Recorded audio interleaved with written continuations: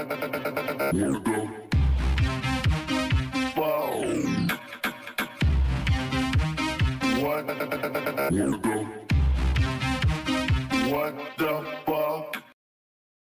you find yourself in the same position as just about everybody else when it comes to wondering the truth about Nemesis and NIBIRU?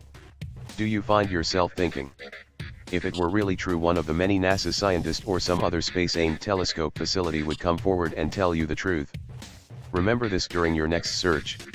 It's not what they are telling you, but what they are not telling you that should concern you. Have they found any brown dwarf stars at all? If Nemesis did possibly exist, and they didn't want you to know about it, wouldn't the next question be, how can they hide finding it to the public? Maybe by calling it by another name.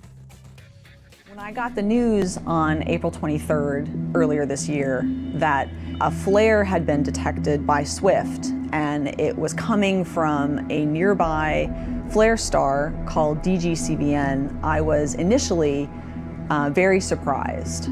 SWIFT doesn't normally detect flares from nearby flare stars, and DGCVN is a relatively unknown star. There are a few things we know about DGCVN. It is an M-class star, also called a red dwarf, and is located only about 60 light-years away. It's a dim little red star. It has a luminosity that's about 1,000th the luminosity of the Sun. It has a mass that's about 1/3 the mass of the Sun, and a radius that's about 1/3 the radius of the Sun. The largest solar flare ever recorded happened on November 4th, 2003. It was so powerful that it overloaded the sensors measuring it, but later calculations put it at an X45. Flares are classified according to their strength. The smallest ones are B class, followed by C, M, and X, the largest. An X45 flare is a very powerful flare. DGCVN's flare, however, was much larger. We can estimate how big the flare on DGCVN was with respect to the solar scale. It would have been an X100,000. So this is several orders of magnitude larger than the biggest solar flare we've ever seen.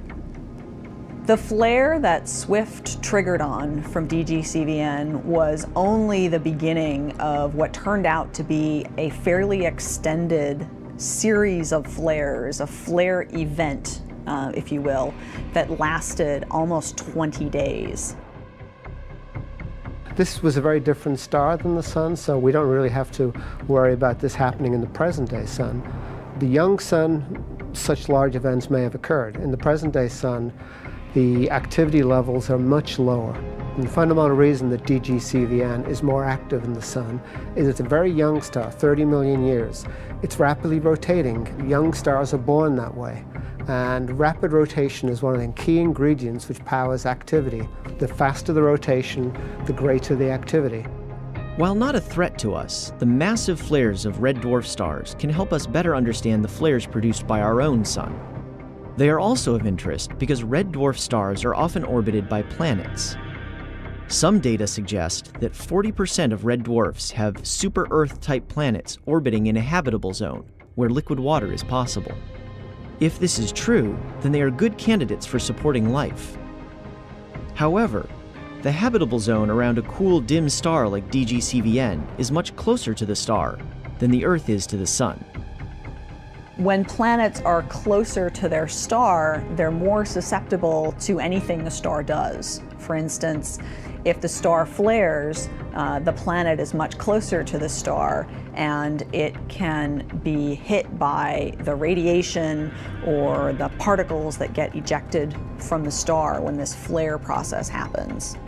If you happened to be on a planet around an M dwarf when one of these large flares went off, you'd be having a very bad day.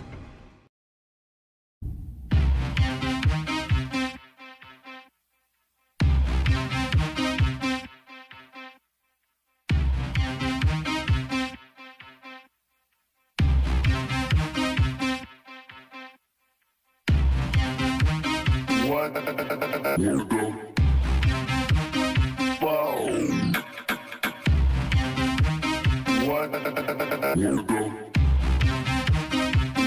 the fuck?